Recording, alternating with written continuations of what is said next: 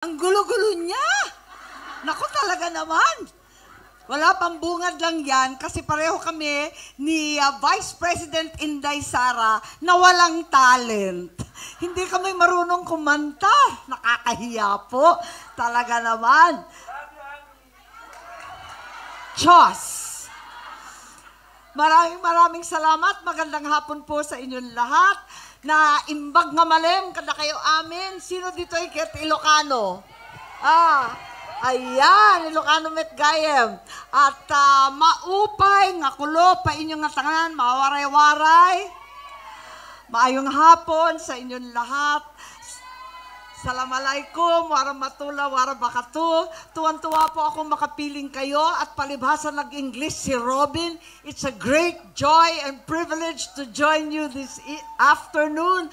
A welcome respite from the travails of politics and the Senate. At least nakaligtas kami, nakatakas kami ni Robin. Talaga naman, hindi ako sanay dyan sa Senadong ganyan, paupo-upo. Higit sa lahat, walang humpay na bardagulan. Talaga naman. Bago ang lahat, nais kong batiin, Rosella Bedwa Orbeta. Palakpakan natin, Pangulo Maisog, Kuala Lumpur. Nako, talaga naman ang titindi.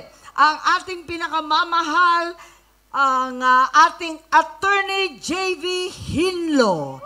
Huwag kang mainip, kampanya pa more, malapit na. Dr. Richard Mata, huwag mo akong salbugan, ako ang Marites ng Senado ngayon. Attorney Jimmy Bondok, ba't ang dami-dami mong alam? Ang galing niya kumanta, no? Tapos abogado pa. At higit sa lahat, nag-honeymoon pa yan, bagong kasal. Ang Attorney Isabel, alam naman ninyo, baka umalis dito buntis na.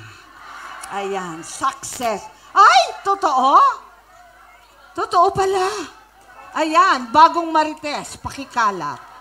Ayan, bongga. Higit sa lahat, syempre, ang aking dakilang seatmate, Senator Robin Padilla. Nako, talaga naman, hindi totoo na pogi yan. Super pogi. O, di ba? Mabait pa. O, di ba? Higit sa lahat, kamuntik nang buntalin si Senator Joel Villanueva. Maisog kami talaga. Ako nasigawan ko si Risa Ontiveros. Sorry ha. Pasensya. Hindi ko natiis. Pasensya po, talagang ganyan na, walang overtime sa Senado, napagod kami. At higit sa lahat, ang ating pinakamamahal VP, Inday Sara Duterte. Duterte, talaga naman.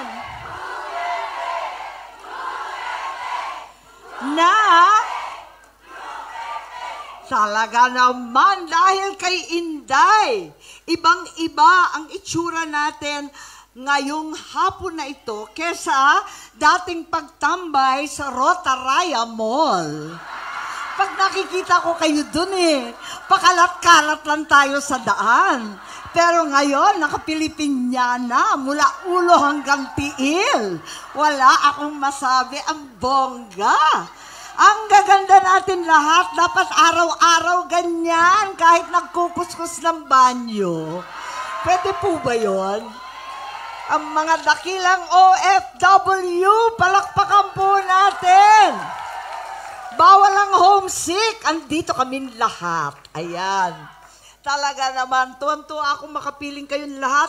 Alam po ninyo, isang gabi, hilo na kami, tumayo kami bilang hukom at nagsuot ng damit bilang hukom. Nakita siguro ng iba sa inyo. Ayan, pero kami, mga pasaway ni Robin, hindi kami nagsuot. Ayaw namin nun, pangit. It's not my color, Chos. Ayan. Alam po ninyo, ang totoo, tumayo kami, pagkat kaakibat ng kalayaan ang responsibilidad na maging patas at marangal. Napakadaling maghusga ng kasamahan.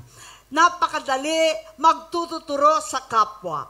Napakadali pala na nakawin ang kalayaan ng isang matanda at may sakit.